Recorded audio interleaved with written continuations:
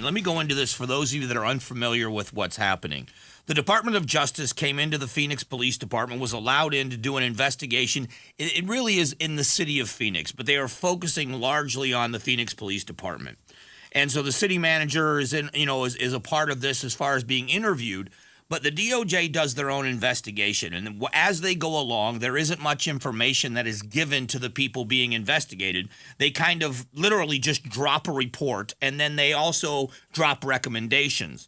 Now, we know this because they've done it in Baltimore, they've done it in Louisville, they've done it in Minneapolis, they've also done it in Maricopa County. Years ago, with our previous sheriff, Joe Arpaio, the DOJ came in and said, there are parts of your agency that are abysmal, and you need oversight. So we want you to enter into what's called a consent decree, and we want to have a private monitor, an independent monitor with court oversight, come into the Maricopa County Sheriff's Office and oversee parts of your agency until you come into, and the word I'm using air quotes, compliance. And when we deem your agency back on track, we will then, the monitor will remove themselves, and you can go back to running your agency yourself.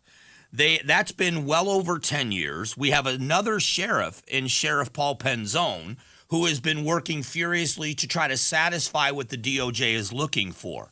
And in that over 10-year period, they are still saying that Maricopa County Sheriff's Office is not in compliance. It's millions and millions and millions of dollars that's being spent, and parts of the agency are being run by an independent monitor, not the elected sheriff of Maricopa County.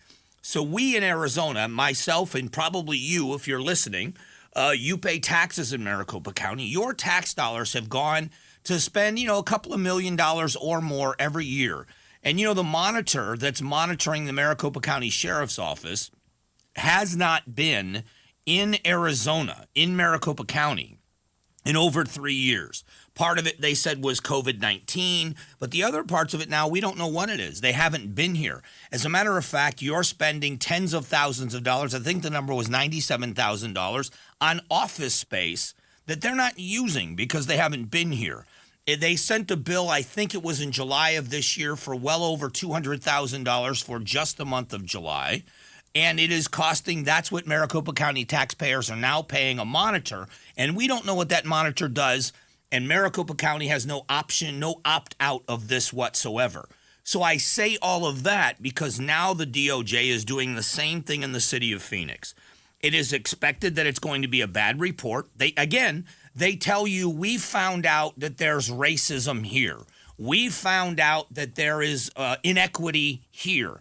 They don't go over the specific things that they found. In the city of Phoenix, the police department, now again, a second police chief. This started under Jerry Williams when she was the police chief. And then when Jerry Williams retired from the Phoenix Police Department, they did a nationwide search, and they brought in the police chief, Michael Sullivan. They brought him in because he had been a part of 2 DOJ investigations. Now, he wasn't being investigated, but he is considered an expert in navigating these investigations. Well, we have seen massive changes in the Phoenix Police Department. They are making dramatic changes to their use of force policies. They went to the public for input inside the agency with officers on the street to revamp the use of force policy.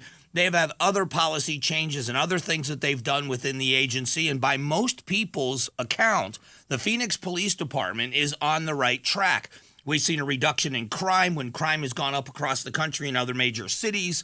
We have seen this focus that they've had on crime reduction and using data and times of day in specific areas to drive down crime. So it seems as if Chief Sullivan is doing a very good job at revamping, and there's always change. And this is not to say anything negative about the previous chief and Jerry Williams or anybody else before her as the police chief in Phoenix.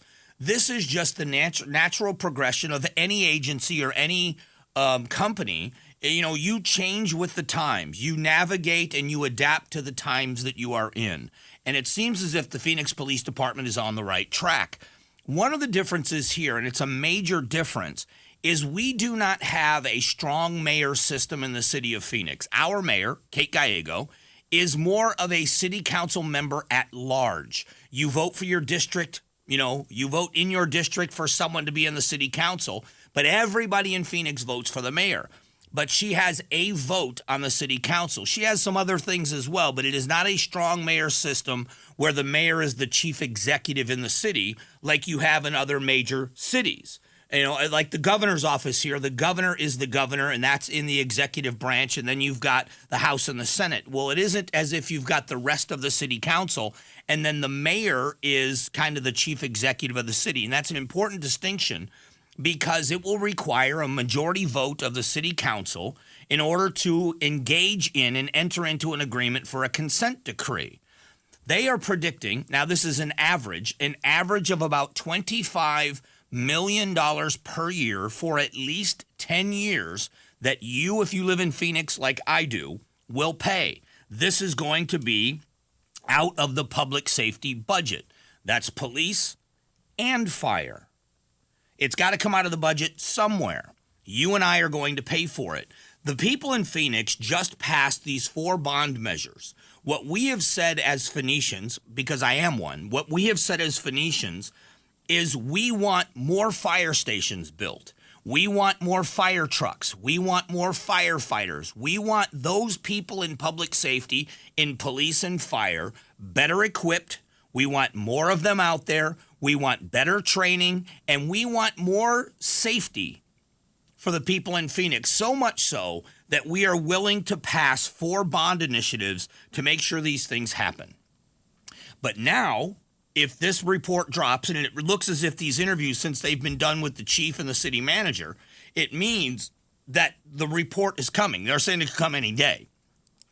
When they drop that report and recommendation on the desks of the city council and the mayor, they have to make a decision. Based on what's in there, they can say if they want to, they have the absolute right to say, because it's a consent decree, it's not an order, it's a request.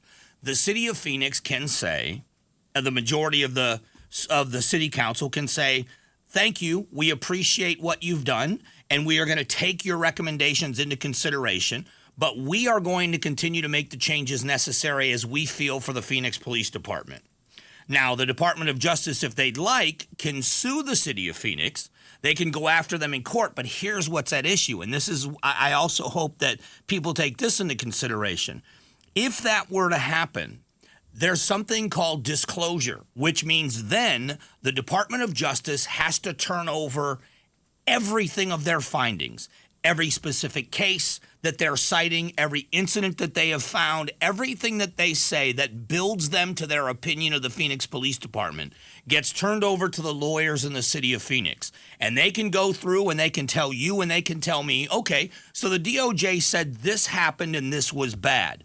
And we're going to go into court and we're going to say, yeah, that did happen. But the officers involved in that were fired, were suspended, were retrained. We revamped our systems. We revamped our policies. We've already made those changes.